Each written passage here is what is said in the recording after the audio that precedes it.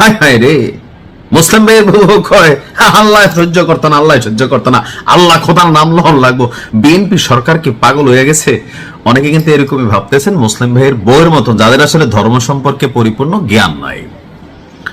সরকারের রাজস্ব দরকার, তবে রাজস্বের জন্য সরকার অনেক ধরনের পদক্ষেপ নিচ্ছে, কিন্তু এই সিদ্ধান্তের সাথে রাজস্বের কি কোনো কাহিনী আছে?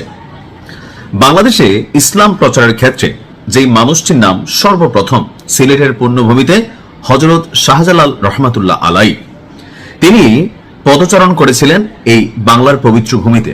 তারপর তার হাত ধরে এদেশের আমরা বাবা দাদা নানা, আপনার হতো দাদা নানা 14 গোষ্ঠী, আমরা একযোগে কিন্তু এই অঞ্চলটা আপনার হিন্দু অধ্যুষিত ছিল।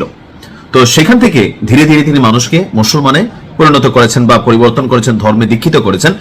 তো তিনি মরে গেছেন, তার যে কবরস্থান বা সমাধি, যাকে আমরা মাজার বলি, এটা সিলেটে আছে, সারা বাংলাদেশের মানুষ এক নামে চিনেন।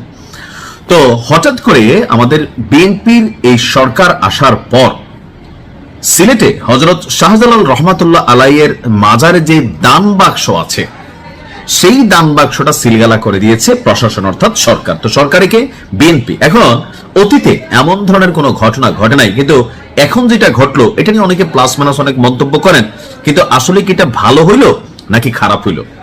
আমার সাথে এই মাজারটার রক্ষণাবেক্ষণে জড়িত যে সকল পরিবাররা আছেন, আমি কারোর নাম নিলাম না, ঠিক প্রধান 2জন ব্যক্তির সাথে আমার পরিচয় আছে। অনেক আগে আমি সাউথ কোরিয়া থাকতে তাদের সাথে কথা বলছিলাম যে আসলে এই দান বাক্সা বা এই যে আমি আপনি মোমবাতি আগরবাতি বা এই যে এখানে ভিতরে যে একটা ব্যবসায়িক সিন্ডিকেট আছে, যে কাজগুলা করি, এই টাকাগুলা আসলে কোথায় যায়? মাজারের পরিবর্তন হচ্ছে, মসজিদ বড় হচ্ছে, এগুলো ভালো কাজে লাগতেছে, কিন্তু এর বাহিরে প্রতিদিন সেখানে আমি আপনি সওয়াবের উদ্দেশ্যে অথবা দানের নিয়তে যে ড্যাগের মধ্যে টাকাগুলা ফেলছি, বিশাল বিশাল ড্যাগ, কেউ বলে এগুলাকে রহমতের ড্যাগ, কেউ বলে এগুলা গায়েবী ড্যাগ, আসলে এগুলা গায়েবী টাইবি না, সম্ভবত এখানে কাঁসার 2টা পিতলের 2টা ড্যাগ আছে, এগুলোতে মানুষ গিয়ে টাকা ফালায়। এই টাকাটা আসলে কোথায় যায়, কারা খায়?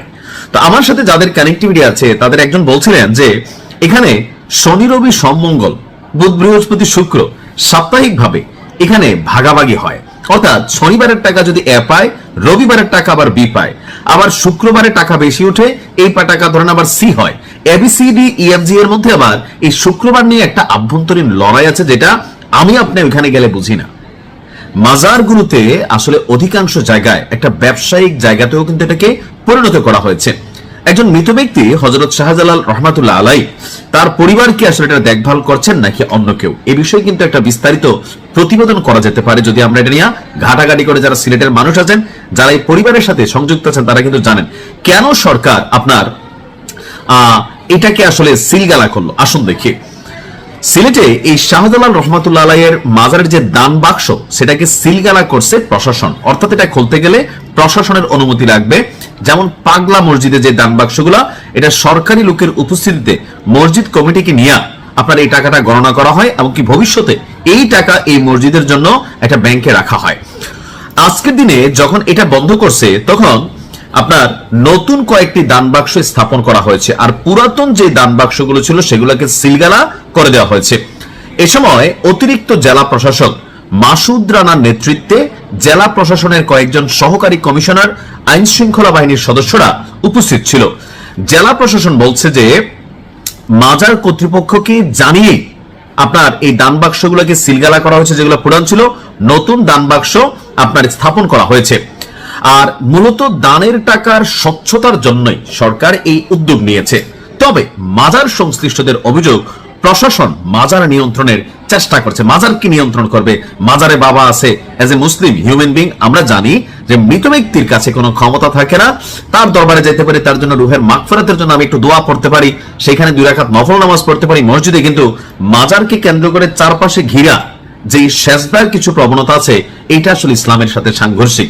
দেখেন, আমি মাজার ওলি আল্লাহদের বিরুদ্ধে না, তারা মরে গেছে, তারা প্রথিতযশা মানুষ ছিল, তাদের কারণে এই দেশে ইসলাম বিকশিত হয়েছে, তাদের জন্য আজন্ম দোয়া, পৃথিবীর যে কোনো জায়গা থেকে দোয়া করা যায়। কিন্তু মাজারে গিয়ে যে ব্যবসাটা চলে, এই যে প্রতিদিন হাজার হাজার লক্ষ লক্ষ টাকা এই ডেকগুলার মধ্যে পড়তেছে, এই টাকাগুলা মাজারের উন্নয়নে কতটুকু ব্যবহৃত হচ্ছে আর ব্যক্তিদের উন্নয়নে কতটুকু ব্যবহৃত হচ্ছে, সেটা যারা সুস্থ মাথার মানুষ তারা কিন্তু বুঝতে পারেন।